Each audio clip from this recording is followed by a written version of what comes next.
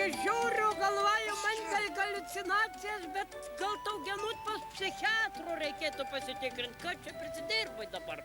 Tu, Jan, man neaiškink, žiūrėk tik, kad tau greitai pas traumatologų nereikėtų. Slėpk savo žalių maišelį, tai arklys baidas baisiausiai. Tai kas jam daras? Kas daras? Taigi vaikštai kaip šviesoforas, karela geltona, megztinis raudonas. Mes, sakau, greitai mes ir vilki savo šitą raudoną. Tai kas yra dabar? Taigi, matai, mano žvėris baidas. Tai kas iš kurgi tu žvėrį gavai šitokį? Kur? Aukcijonį nusipirkau. Kur gavai stebukams? Tai tik pajų gavai, palauk dabar. Ne pajų gavau. Raitoji policija nebeišlaika žirgų, pradėjo parceliuoti. Tai va, už 2 minimumus paėmiau 12 arklių iš visą pardavę. Bet Janit, pasakysiu atvirai, savo galvas nelaimį užsitraukė, savo galvas. O, tai kągi dabar ant savo galvos, tai kadgi visai va nebloga, gigas ir gerkliokas, nu. Nu tai nebloga, bet matai va visai įsitimpus stovi, Jėzau, kol perpratau, kaip suvaldyti. O tai kągi tokia dabar įsitimpus? Tai ko įsitimpus, taigi tau matava geltonų, aš žinai šviesoforį, geltona reiškia pasiruošti. Pamata geltonų, devuliau viso tik tai prie starto linijas, kaip atletas įsitimpę.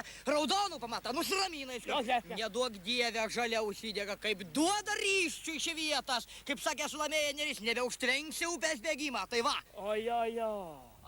Tai matai pagal šviesoforą spalvas ištreniruota.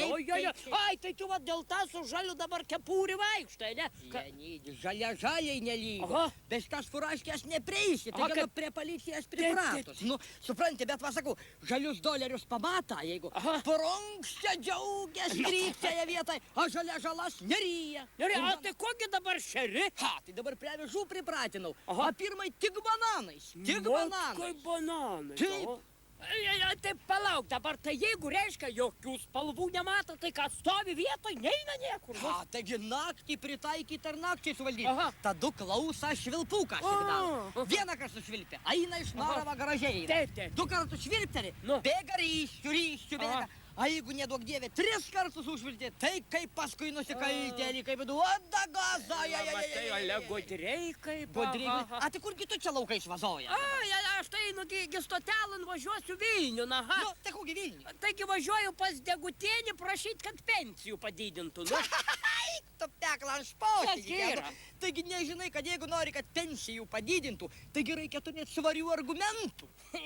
Tai kas gi? Onytė iš Trakų Vokės parodė va, kokie dabar argumentai patys svariausi. Jėzu, kokia dirbi, durna. Nekelk žalį, arklys užpuls. Žiūrėk, arklys atsigula, nu. Taigi, Genut, vagi, argumentai paveikia, svarus matyti. Ale, tai matai, tikrai svarus tavo argumentai. Įdomu, tokį argumentų pamačius, kaip Degutienė sureaguos. Pažiūrėsim.